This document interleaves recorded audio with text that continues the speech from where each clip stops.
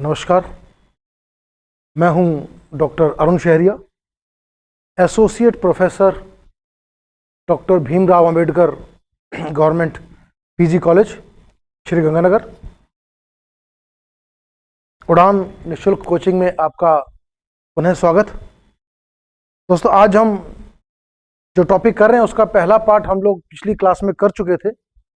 आज हम उसका पार्ट 2 करने जा रहे हैं।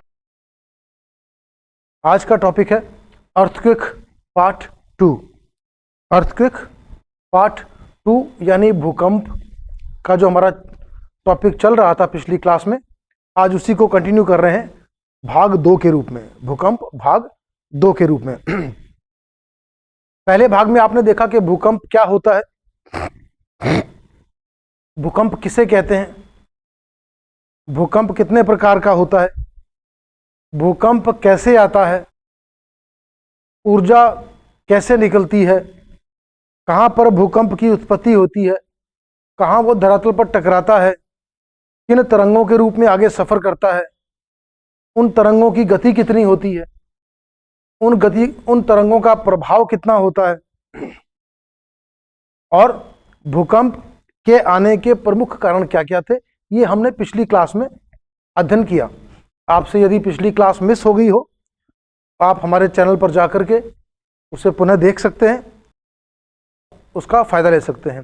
आज हम उससे आगे का टॉपिक कर रहे हैं, भूकंप भाग 2 या अर्थक्वेक पार्ट 2। अब आप देखें कि भूकंप के प्रकार, मुख्य रूप से मोटे मोटे शब्दों में अगर बात करें तो भूकंप 2 प्रकार के हैं। पहला आर्टिफिशियल अर्थक्वेक्स और दूसरा नेचुरल अर्थक्वेक्स। आर्टिफिशियल अर्थक्वेक का मतलब अप्राकृतिक, प्राकृतिक नहीं होते, जिनमें प्रकृति का कोई लेना देना नहीं होता। जैसे मान लो हम कहीं पुल बनाने के लिए पहाड़ी को डायनामाइट लगा करके उसको उड़ा रहे हैं, हमको सड़क बनानी है, पहाड़ी बनानी है, हमने उसको उड़ा दिया, धमाका हुआ, उस धमाके से भी भूकंप आया। या हमने जब पोखरण में विस्फोट किया था, में भूकंप आया था। लेकिन ये भूकंप जो थे ये प्राकृतिक भूकंप नहीं थे, ये मानव निर्मित भूकंप थे या आर्टिफिशियल भूकंप थे। कई बार धमाकों की वजह से, कई बार बिल्डिंग मटेरियल गिरता है, कई बार ट्रक अनलोड होता है, ट्रेनें अनलोड होती हैं, कई कारण हो सकते हैं जिनसे कि पृथ्वी हिलती है, जिसमें कि प्रकृति का हाथ नहीं होता, उसे हम आर्टिफिशियल अर्थक्वेक के नाम से जानते हैं। दूसरा प्रकार है भूकंपों का नेचुरल अर्थक्वेक्स, यानी प्राकृतिक भूकंप। ये वो भूकंप हैं जो प्रकृति लेके आती है, जो नेचर लेके आती है, और ये मानवीय भूकंपों से या आर्टिफिशियल भूकंपों से ज्यादा खतरनाक होते हैं, ज्यादा प्रभावकारी होते हैं, ज्यादा प्रभावशाली होते हैं, ज्यादा विनाशकारी होते हैं प्राकृतिक भूकंप, क्योंकि ये प्रकृति के द्वारा लाए जाते हैं। तो भूकंप कितने प्रकार के हैं? 2 प्रकार के। पहले आर्टिफिशियल अर्थक्वेक्स और दूसरा यानी कि प्राकृतिक भूकंप। अब प्राकृतिक भूकंपों में कौन कौन से हैं? पिछली क्लास जो हमने लगाई थी, पिछली वीडियो हमने जारी की थी, उसमें ये चीजें थी। पुनः यहां इनको रिवाइज कर लेते थोड़ा सा। वॉल्केनिक अर्थक्वेक्स, ये कौन से भूकंप हैं? ये वो भूकंप हैं जो ज्वालामुखी के फटने के कारण या उसके विस्फोट के कारण उत्पन्न होते हैं। आपको बताया था क्रोकोटोवा भूकंप, क्रोकोटोवा के फटने से बहुत जबरदस्त भूकंप आया था, धमाका इतना जबरदस्त, ऑस्ट्रेलिया तक उसकी आवाज सुनाई दी थी। तो जो भूकंप ज्वालामुखी गतिविधियों के कारण या ज्वालामुखी प्रक्रियाओं के कारण उत्पन्न होते हैं, उन्हें हम ज्वालामुखी भूकंप या वॉल्केनिक अर्थक्वेक्स कहते हैं। आपका जो मध्य अटलांटिक पेटी है, एंटेना है, स्ट्रोम्बोली है, ये जो ज्वालामुखी आसपास के हैं, भूमध्य सागर के आसपास, उनमें ज्यादातर वॉल्केनिक अर्थक्वेक्स भी मिलते हैं। दूसरा है टेक्टोनिक अर्थक्वेक। दूसरा कौन सा है? टेक्टोनिक अर्थक्वेक, यानी कि विवर्तनिकी भूकंप। अब विवर्तनिकी कौन सी? पिछली क्लास में आपको बताया था कि पृथ्वी कुछ प्लेट्स पर टिकी हुई है और उन प्लेट्स का जो मूवमेंट होता है, हलचल होती है, उसे हम प्लेट विवर्तनिकी कहते हैं। जो भूकंप प्लेट विवर्तनिकी प्रक्रिया स्वरूप आते हैं, उनकी गतिशीलता के कारण आते हैं, उनके मूवमेंट की वजह से आते हैं, उन्हें हम टेक्टोनिक अर्थक्वेक के नाम से जानते हैं। जहां के इसके लिए कौन जिम्मेदार है? भूकंप के लिए प्लेट टेक्टोनिक गतिविधियां जिम्मेदार हैं, और ये वो गतिविधियां हैं जो कि प्लेट्स के द्वारा उत्पन्न की जाती हैं, प्लेट्स के मूवमेंट के द्वारा उत्पन्न की जाती हैं। वो गतियां जो है वो इस भूकंप के लिए जिम्मेदार मानी जाती हैं। तीसरी प्रकार है आइसोस्टैटिक अर्थक्वेक्स। ये भी हमने पिछली क्लास में आइसोस्टैटिक की थ्योरी आपने पढ़ी है, वो अगर नहीं पढ़ी है तो उसके बारे में सुना होगा कि भू संतुलन का सिद्धांत। पृथ्वी में भू संतुलन का सिद्धांत क्या है? ऊंचे उठे हुए भागों में और धसे हुए भागों में जो पृथ्वी का संतुलन है उसे भू संतुलन कहते हैं, और ये लगातार चलता रहता है। क्षेत्र ऊंचे उठते रहते हैं, अपरदनात्मक ताकतें उनको काटती रहती हैं, घिसाती रहती हैं, उनका मलबा समुद्र में डालती हैं, समुद्र में मलबा जमा होता है, मलबा नीचे की ओर धसता है, नीचे जब वो दबाव डालती है नीचे की चट्टानों पर तो बेसाल्ट रॉक्स पिघलती हैं। बेसाल्ट चट्टानें पिघलती हैं तो वो संवहनीय तरंगों के रूप में, ज्वारीय धाराओं के रूप में परतों के नीचे से जाकर उनको ऊपर उठाने का काम करती हैं। तो ये जो आइसोस्टैटिक मूवमेंट है, आइसोस्टैटिक अर्थक्वेक्स जो इस पृथ्वी के संतुलन को बनाने के चक्कर में आते हैं, उन प्रकार के भूकंपों को हम आइसोस्टैटिक या भूकंप या भू संतुलन वाले भूकंप कहते हैं। तीसरा है प्लूटोनिक, पातालीय भूकंप। अब ये बहुत इंपॉर्टेंट है। आपको कल भी बताया था कि गहराई के अनुसार भी हमने भूकंपों का वर्गीकरण किया था, छिछले भूकंप, मध्यम भूकंप और ये और फिर पातालीय भूकंप, सबसे गहरे भूकंप। तो जो सबसे गहरे भूकंप होते हैं उन्हें पातालीय भूकंप कहा जाता है। उन्हें क्या कहते हैं हम? Plutonic earthquakes. तो प्लूटोनिक अर्थक्वेक्स जो होते हैं उनको हम लोग पातालीय भूकंप के नाम से जानते हैं। ये वो भूकंप है जिनका मूल फोकस, कल भी आपको बताया था कि फोकस क्या होता है, एपिसेंटर क्या होता है, फोकस क्या होता है, वो पिछली वीडियो में आपने देख लिया।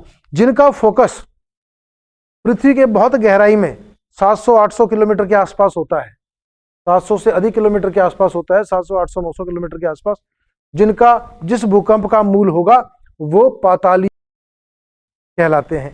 उन्हें क्या कहा जाता है? पातालीय भूकंप। तो भूकंप कितने प्रकार से हैं? टाइप ऑफ अर्थक्वेक्स मोटे मोटे रूप में दो प्रकार के हैं, आर्टिफिशियल अर्थक्वेक और प्राकृतिक भूकंप। प्राकृतिक भूकंप आगे जाके 3-4 भागों में बंट गए हैं, ज्वालामुखीय भूकंप, विवर्तनिकी भूकंप, समस्थैतिक भूकंप और पातालीय भूकंप। इसका अगर आप स्क्रीनशॉट लेना चाहें फिर मैं अगले पेज पे चलता हूं।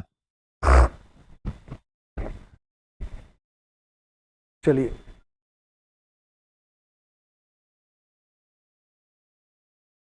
तो पहले जो भूकंप थे उन्हें आपने देखे भूकंप के प्रकार।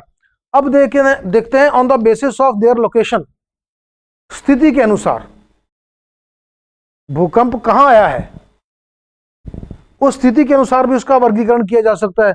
मोटे तौर पर आप दो वर्गीकरण कर सकते हो, लैंड अर्थक्वेक और मैरीन अर्थक्वेक।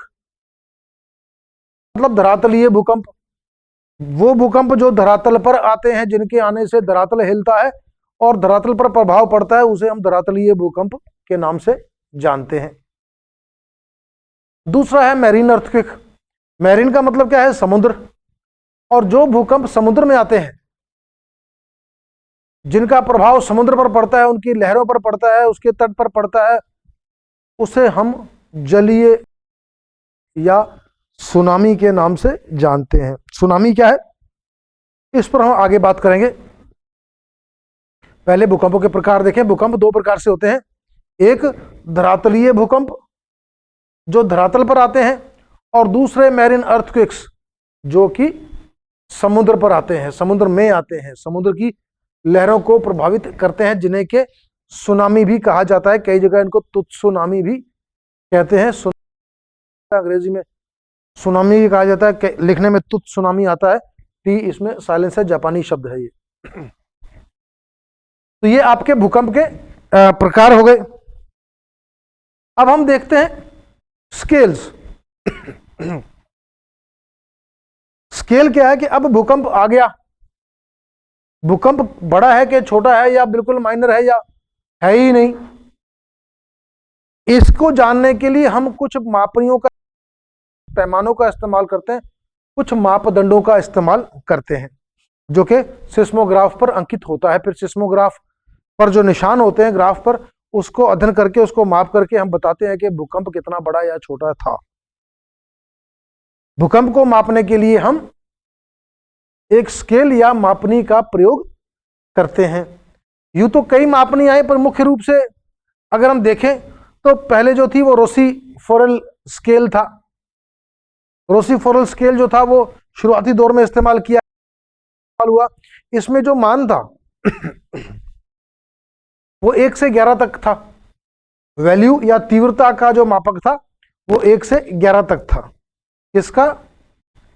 रोसीफेरल का। उसके बाद मार्कली का आ गया, मार्कली का स्केल आ गया। ये अनुभव के आधार पर गणना की जाती थी। इसमें जो तीव्रता की वैल्यू थी वो 1 से 12 थी और अनुभव के आधार पर उसकी संख्या निर्धारित की जाती थी। तब हमको पता लगता था कि कितनी तीव्रता वाला आया है। तीसरा और सबसे मकबूल, सबसे प्रसिद्ध जो आजकल भी इस्तेमाल किया जा रहा है वो है रिचर स्केल। कुछ किताबों में इसको रिक्टर स्केल भी कहा जाता है, कुछ लोग रिचर स्केल भी कहते हैं। रिक्टर स्केल या रिचर स्केल जो है ये सबसे कॉमन है ज्वालामुखी की तीव्रता मापने के लिए। अंतरराष्ट्रीय मानदंडों के अनुसार भी इसी का इस्तेमाल होता है और विश्व में जहां कहीं भूकंप आता है उसकी तीव्रता को मापने के लिए इसी उपयोग किया जाता है। इसकी जो मापनी है वो 1 से 10 तक होती है, यानी 0 से 1 और फिर 1 से 10 तक की इसकी तीव्रता होती है। इसका यदि स्क्रीनशॉट लेना हो तो आप ले सकते हैं।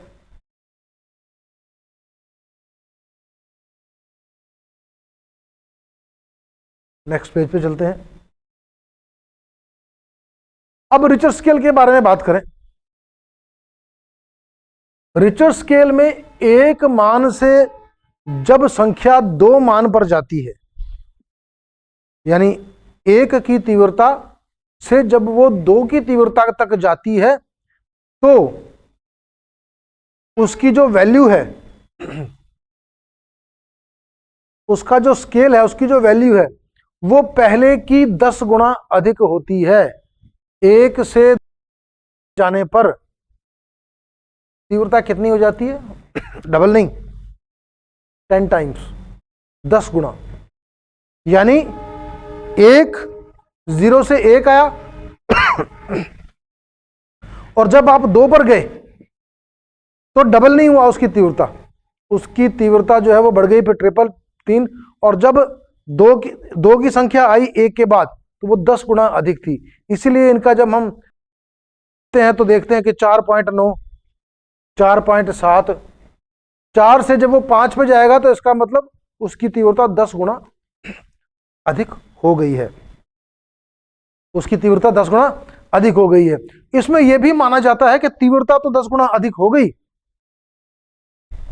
लेकिन वो कितना ताकतवर है, उसमें ताकत कितनी बढ़ी? 1 से 2 आने पर ताकत कितनी बढ़ी?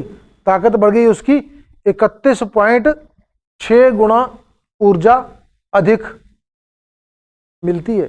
1 से तो वो 31.6 गुना ऊर्जा अधिक बढ़ जाती है। इसी प्रकार से जब 2 से 3 जाएगा तो फिर 31.6 गुना ऊर्जा बढ़ जाएगी। तो ऊर्जा का बढ़ाव आगे की ओर होता रहता है। रिचर स्केल में अगर हम देखें तो यह भी बहुत इंपॉर्टेंट है, कई बार इसको पूछा जाता है कि रिचर स्केल किस तरह से काम करता है। तो आपके लिए हम ये स्केल भी लेके आए हैं कि इसमें किस तरह के भूकंप आते हैं। भूकंप की तीव्रता 2.9 के आसपास हो तो इसे हम माइक्रो भूकंप, लघु भूकंप या अति लघु भूकंप के रूप में जानते हैं। अति लघु भूकंप के रूप में जानते हैं। तीव्रता कितनी होगी? 2.9। प्रभाव क्या होता है? Not felt. हमको पता नहीं चलता कि भूकंप आया भी है कि नहीं, महसूस नहीं होता। यहां एक और बात आपको बता दूं कि जानवर मनुष्य की अपेक्षा अधिक सेंसिटिव होते हैं, अधिक संवेदनशील होते हैं। मनुष्य को बाद में पता चलता है पृथ्वी के बदलाव के बारे में, जानवरों को पहले पता चल जाता है। कहा जाता है कि भूकंप आने से पूर्व चींटियों को पता लग जाता है और वो बाहर निकलना शुरू होती हैं। और जो अन्य जानवर हैं धरातल पर, उनको भी मानव से 20 से आधे घंटे पहले, 20 मिनट से आधे घंटे पहले पता चल जाता है भूकंप का, कि भूकंप आने वाला है, पृथ्वी में कोई परिवर्तन आने वाला है। तो जानवरों को, जहां आप भूकंप प्रभावी क्षेत्र में रहते हैं, तो अपने जानवरों पर निगाह रखें, उनकी भाषा समझने, उनके हाव भाव समझने की कोशिश करें। ऐसा कई बार हुआ है कि कुत्तों ने अपने मालिकों की जान बचाई है, क्योंकि उन्होंने अपने मालिक को समय से पूर्व सावधान कर दिया और मालिकों ने उनकी भाषा पढ़ ली और सुरक्षा के इंतजाम किए और वो बच गया। तो मानवों को संवेदनशीलता जो है वो जानवरों के प्रति बहुत कम है। आप सुनते हैं कि कुत्ते की नाक हमसे कई गुना ज्यादा सेंसिटिव है, कान हमसे कई गुना ज्यादा सेंसिटिव है, सांप का पेट में सेंसर लगे होते, चींटियां जो है वो धरती में बदलाव को हमसे पहले पता कर लेती हैं। तो जानवरों को हमसे पहले पता चल जाता है। 2.9 तीव्रता का भूकंप जो होता है उसका मनुष्य को पता भी नहीं लगता।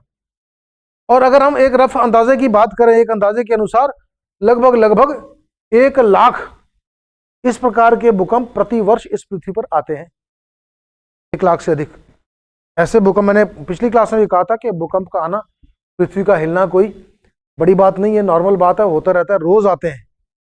लेकिन उनमें से कुछ हम महसूस करते हैं, कुछ नहीं कर पाते। तो रोज भूकंप आते हैं और ये जो है जापान में तो हजारों की संख्या में आते हैं। तो भूकंप आना कोई बड़ी बात नहीं है, लेकिन जिसकी मापनी 2.9 से कम होगी वो हमको महसूस नहीं होता। और इस तरह के 1 लाख से पृथ्वी पर आते रहते हैं। इसे हम अति लघु कहेंगे। माइनर, लघु भूकंप, इनकी तीव्रता 3.0 से लेकर 3.9 तक मानी जा सकती है। रिचर स्केल पर अगर तीव्रता इनकी 3.9 तक है तो ये लघु भूकंप आएगा कि फेल्ट बट नो डैमेज। आपको महसूस तो हो जाएगा पर कोई खास इसका नुकसान नहीं होता है। राजस्थान के इलाके में ऐसे भूकंप आते हैं कि आपको महसूस होता है पर बहुत ज्यादा नुकसान है।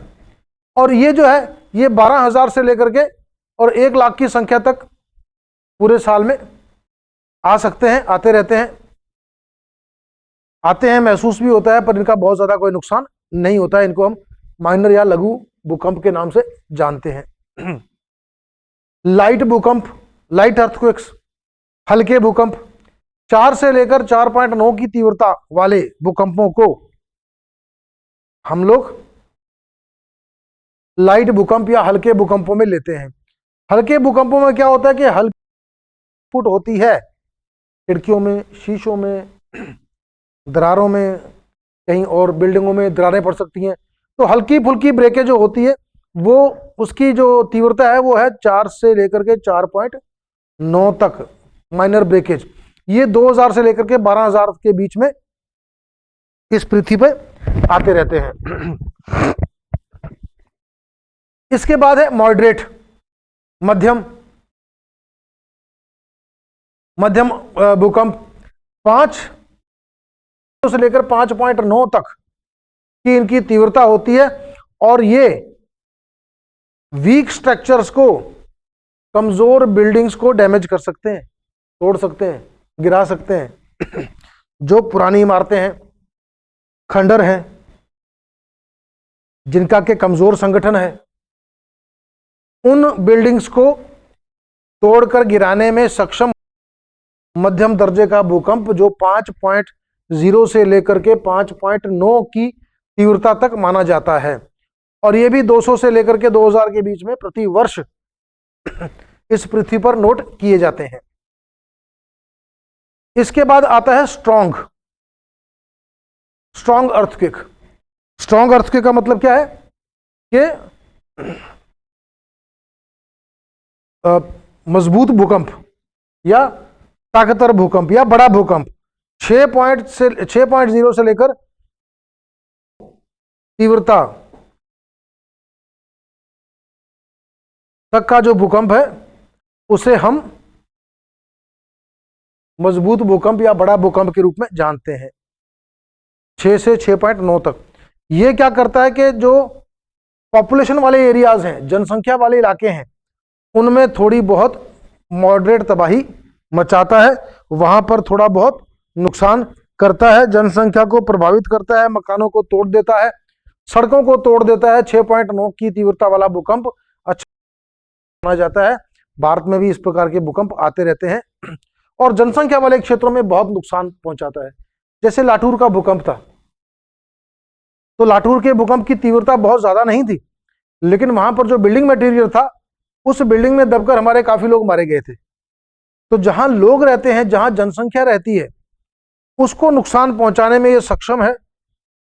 6.0 से लेकर 6.9 तक की तीव्रता वाला भूकंप, और यह साल में 20 से 200 तक आ सकते हैं, प्रति वर्ष आते हैं। कैटेगरी है वो है मेजर कैटेगरी, जो सामान्य से अधिक बड़े भूकंप है, जो कि मेजर अर्थक्वेक में आ जाता है। 7.0 से लेकर 7.9 तक तीव्रता वालों को बहुत खतरनाक भूकंप माना जाता है, विनाशकारी भूकंप माना जाता है। स्वेयर डैमेज, सीरियस डैमेज डालते हैं ये उस स्ट्रक्चर पर, और वहां पर जो है जीवन की हानि भी होती है, लॉस ऑफ लाइफ भी होता है, जीवन की हानि भी होती है, और मटेरियल को भी बहुत नुकसान पहुंचता है, बिल्डिंग्स को भी बहुत नुकसान पहुंचता है, और गंभीर प्रकार से उस क्षेत्र को नुकसान पहुंचता है, क्योंकि ये विनाशकारी भूकंप होते हैं। 7.0 से लेकर के 7.9 तक की तीव्रता वाले साल में ये 3 से 20 की संख्या में आ सकते हैं, आते हैं। डिपेंड करता है आपका इलाका किस जोन में, भी हम बाद में बात करेंगे। और फिर उसके बाद अति विनाशकारी महान भूकंप या अति विनाशकारी 8 से अधिक तीव्रता वाले भूकंप अत्यधिक विनाशकारी होते हैं, स्वेयर डिस्ट्रक्शन करते हैं, ये बहुत ज्यादा तबाही करते हैं, बहुत ज्यादा बर्बादी करते हैं, बहुत ज्यादा तोड़फोड़ करते हैं, पॉपुलेशन की हानि होती है, जीवन की हानि होती है, जानवर मर जाते हैं, बांध टूट जाते हैं, बिल्डिंग्स टूट जाती हैं, सड़कें टूट जाती हैं, आग लग जाती है, गैस की पाइपलाइन फट जाती है।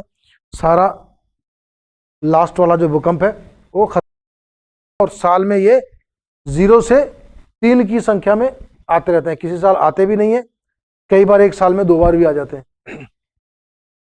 तो ये रिचर स्केल के हिसाब से आपने देखा भूकंपों की तीव्रता।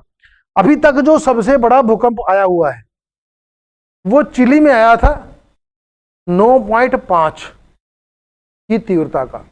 रिचर स्केल पर आपने देखा कि सबसे आखिर में क्या है, 8 है और 10 तक चलता है उसकी मापनी। 9.5 तक का भूकंप हमने रिकॉर्ड, ये चिली में आया था और इसने भयंकर तबाही वहां पर मचाई थी। भूकंप कुछ मिनट के लिए आते हैं, कुछ सेकंड्स के लिए आते हैं, इनफैक्ट कुछ सेकंड्स तक पृथ्वी को हिला करके और रुक जाते हैं। कई भूकंप कुछ मिनट भी चलते हैं, लंबे देर तक हिलाते रहते हैं उसको। अब तक का जो सबसे लंबा भूकंप नोट किया गया है वो 10 मिनट लगातार भूकंप का है, जो कि इंडियन ओशन में नोट किया गया है। भारतीय जो हिंद महासागर है उसमें नोट किया गया है। 10 मिनट लंबा लगातार चलने वाला भूकंप अब तक का सबसे लंबा भूकंप माना जाता है। एक बार यदि स्क्रीनशॉट लेना चाहें इसका तो आप ले लें, फिर आगे चलते हैं।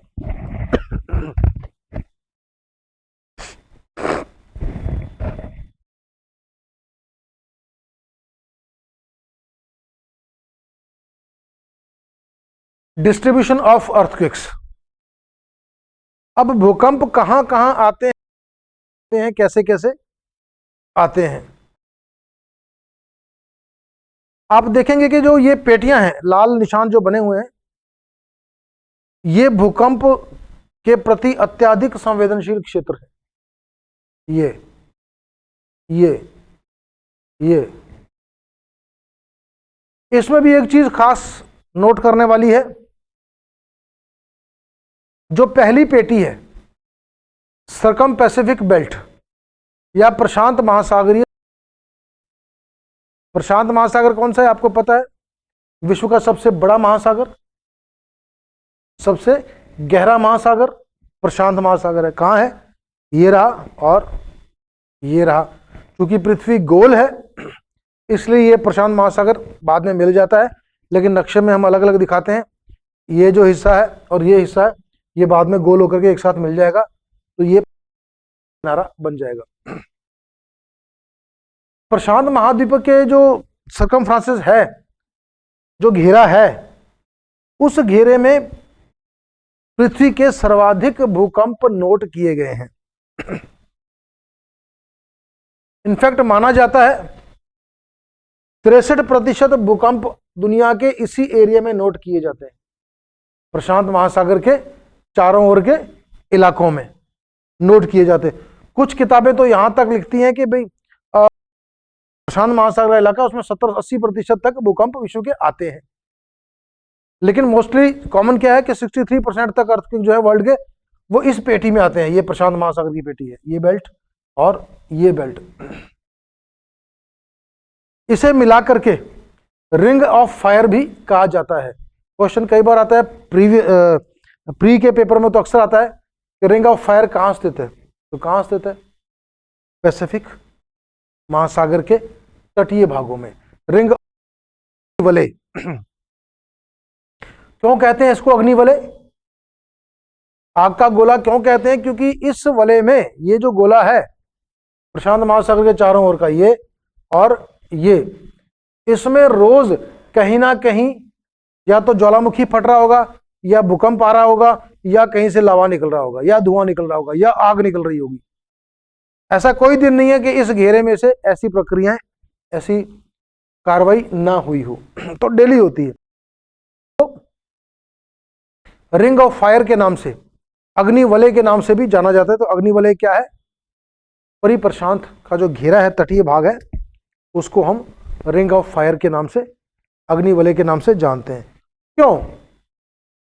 यहीं पर ये सब क्यों होता है? इसके भी कई कारण हैं। कुछ कारणों में से आप नोट कर सकते हैं, जैसे कि जो प्रशांत महासागर है, विश्व महासागर है, चूंकि सबसे बड़ा है, तो जल भार, जलीय भार सबसे ज्यादा कहां होगा? इसी में होगा। सभी महासागरों की अपेक्षा इसमें जलीय भार ज्यादा है। फिर सबसे गहरा कौन सा महासागर है? फिर प्रशांत महासागर। तो सबसे गहरा भी है और सबसे बड़ा भी है। इस वजह से इसके ऊपर पानी का दबाव बहुत अधिक होता है। कुछ विद्वान तो यह भी मानते हैं कि प्रशांत महासागर के बहुत बड़े हिस्से से प्रशांत की जो सियाल सीमा की जो उससे भी ज्यादा संवेदनशीलता बढ़ती है इसकी, उससे भी ये बहुत ज्यादा असंवेदनशील हो जाती है। दूसरा, इसके नीचे की बेसाल्ट जो है, चूंकि दबाव ज्यादा है, दबाव अधिक होने से गर्मी ज्यादा पड़ेगी, बेसाल्ट पर गर्मी पड़ेगी तो पिघलेगी। तो इसके नीचे बेसाल्ट की संवहनी धाराएं चल करके और आसपास के कमजोर भागों में से वो निकलना प्रारंभ करती हैं, इसलिए भी ये कमजोर है। तो परिप्रशांत महासागर जो है, जिसको हम अग्निवलय बोलते हैं, उसमें बहुत ज्यादा ज्वालामुखी, बहुत ज्यादा भूकंप, बहुत ज्यादा लावा मिलने का कारण उनमें से क्या है? उसका आकार और उसकी गहराई भी एक प्रमुख कारण माना जाता है। इस क्षेत्र में चिली, कैलिफोर्निया, ये चिली का एरिया है। बहुत ऊंचे ज्वालामुखी है, आपको बताया था कोटापाक्सी इक्वाडोर में ही है। इसके अलावा इस एरिया में जो कैलिफोर्निया का एरिया है, ये यहां भी भारी मात्रा में भूकंप आते हैं। अलास्का, अमेरिका का अलास्का भाग, जापान, फिजी, जापान, फिलीपींस और न्यूजीलैंड।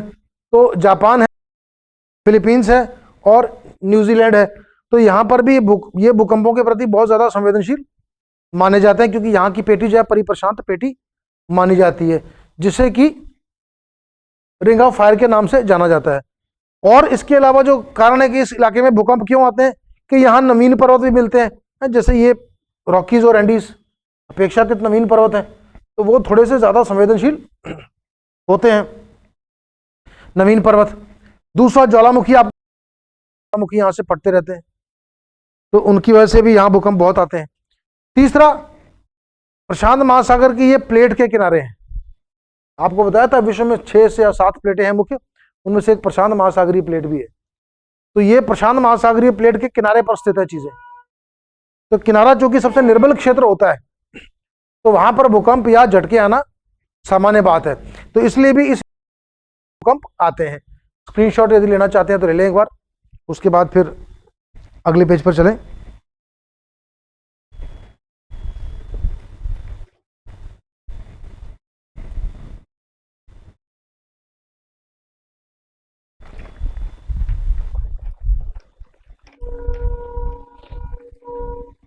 चलिए अगले पेज पे चलते हैं।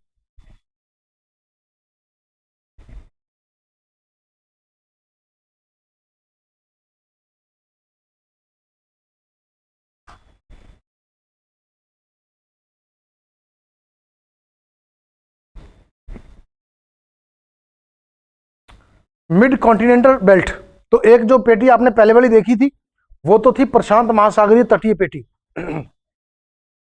अगली पेटी है मिड कॉन्टिनेंटल बेल्ट। थोड़ा पढ़ रहे हैं फिर मैप में देखते हैं इसको। मध्य महाद्वीपीय पेटी, या पहले आपको मैप दिखाए थे इसका। ये जो पेटी है ये मध्य महाद्वीपीय पेटी है। आप देखेंगे यहां पर भूमध्य सागर है, बहुत से ज्वालामुखी हैं इस इलाके में भूमध्य सागर में।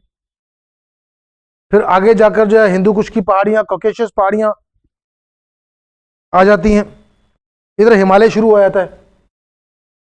तो ये सारी एक कमजोर क्षेत्र है। ये प्लेट की बाउंड्री भी हो सकती है, और एक जो है मिड कॉन्टिनेंटल बेल्ट भी है। तो ये जो बेल्ट है जो भूमध्य सागर से लेकर के हिमालय तक चल रही है, ये पेटी भी भूकंपों के लिए बहुत ही संवेदनशील पेटी है। ज्वालामुखी भी यहां पर खूब आते हैं, भूकंप भी खूब आते हैं।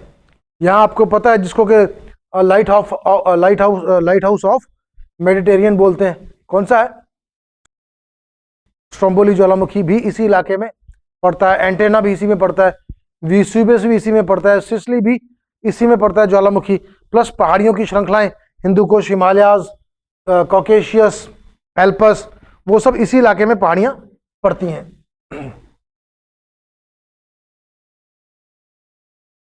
मिड कॉन्टिनेंटल बेल्ट, मध्य महाद्वीपीय पेटी जो भी हमने देखी, इसमें 21% भूकंप विश्व के आते हैं। उसमें कितने आते थे? वो बड़ी पेटी थी 63% अर्थक्वेक उसमें आते। इसमें कितने आते हैं? 21% अर्थक्वेक विश्व के उसमें आते हैं। यह भ्रंशीय क्षेत्र भी है, यहां पर भ्रंश भी मिलते हैं, दरारें, जो आपको पहले बताया था कि दरारें होती हैं उसमें, और मजबूत क्षेत्र में दरारें पड़ जाती हैं। ये दरारी क्षेत्र भी है, भ्रंशीय क्षेत्र भी है। इसमें कॉकेशियस, एल्पस, हिमालय, हिंदू कुश, म्यांमार और भारतीय क्षेत्र शामिल है। भारत के क्षेत्र में जो भूकंप आता है वो भी इसमें शामिल है। हिमालय जो है वो सबसे ज्यादा संवेदनशील है भारत में। भारत की जो जोन बटी हुई है भूकंप के हिसाब से, उन भूकंपों के हिसाब से हिमालय की जोन जो है वो सबसे ज्यादा सेंसिटिव मानी जाती है, और हिमालय की जो जोन है वो इसी में आती है। भूकंप भी हिमालय में ही सबसे ज्यादा आते हैं। हिंदू कुश पर्वत अफगानिस्तान में, पिछली क्लासों में बताया था कि आजकल हिंदू कुश का बहुत ज्यादा इंपॉर्टेंट रोल आ रहा है, तो वो हिंदू कुश की जो पहाड़ियां हैं वो भी अफगानिस्तान में है। उसके अलावा अगली पेटी चले जाएं आप, mid Atlantic belt. Mid Atlantic belt जो है वो कौन सी है? मध्य। इसमें आइसलैंड से लेकर के बेवेड द्वीप, आइसलैंड यहां से लेकर के नीचे द्वीप तक ये पेटी चलती है। ये एक कटक है, इसको हम लोग मध्य महासागरीय कटक भी बोलते हैं। इसको हम मिड ओशनिक बेल्ट भी बोलते हैं, बेल्ट भी बोलते हैं। इसके कुछ भागों में चैलेंजर भी इसका नाम है। तो ये जो एस आकार की कटक है बीच की, ये तीसरी मुख्यतः संवेदनशील पेटी है। एस आकार की पेटी है और इसमें प्लेटों का बहुत प्रभाव है। ये प्लेटों का किनारा भी है, प्लेटों का किनारा भी है, लेकिन यहां पर आने वाले जो भूकंप होते हैं उनमें तीव्रता बहुत कम मिलती है, उनमें तीव्रता बहुत ज्यादा खतरनाक भूकंप नहीं होते, और इसमें भूमध्य रेखा के पास सर्वाधिक भूकंप आते हैं। ये जो इलाका है भूमध्य रेखा के पास वाला, यहां सबसे ज्यादा भूकंप इसमें नोट किए जाते हैं। इस बेल्ट में, इस पूरी बेल्ट में, इस क्षेत्र में भूकंपों का प्रभाव सर्वाधिक पड़ा हुआ होता है।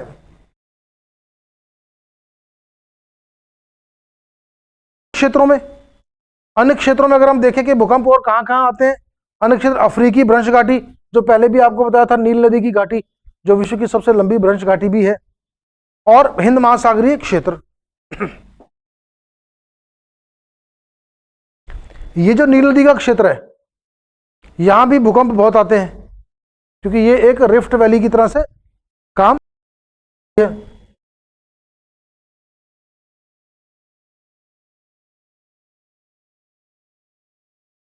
ये जो घाटी है नील नदी की, ये भी भूकंप के प्रति काफी संवेदनशील मानी जाती है, क्योंकि ये फॉल्ट लाइन के ऊपर बनी हुई है। ये भ्रंश घाटी है और भ्रंश घाटी हमेशा ही संवेदनशील होती है ज्वालामुखियों के प्रति। इसके अलावा ये जो इलाका है भारत का सागर का, तो हिंद महासागर के इस इलाके में भी भूकंप काफी भारी मात्रा में आते हैं। अब आ जाए आप सुनामी, जो मैरीन भूकंप थे, जो समुद्री इलाके में भूकंप आते हैं उन्हें सुनामी कहते हैं। सुनामी आपको पता है बहुत ही भयंकर है। अब भारत ने इसको महसूस किया है, जापान और समुद्री इलाके तो इससे दो चार होते ही रहते हैं, लेकिन भारत में बहुत बार सुनामी आई है और उसने कई बार तबाही भी की है। सुनामी का सू का मतलब क्या है? तीव्र तरंगे, तेज गति से चलने वाली समुद्री लहरें, तरंगे। और नामी का मतलब क्या है? बंदरगाह। तो दोनों को मिलाकर बनता है सुनामी। टी इसमें साइलेंट है, तो सुनामी।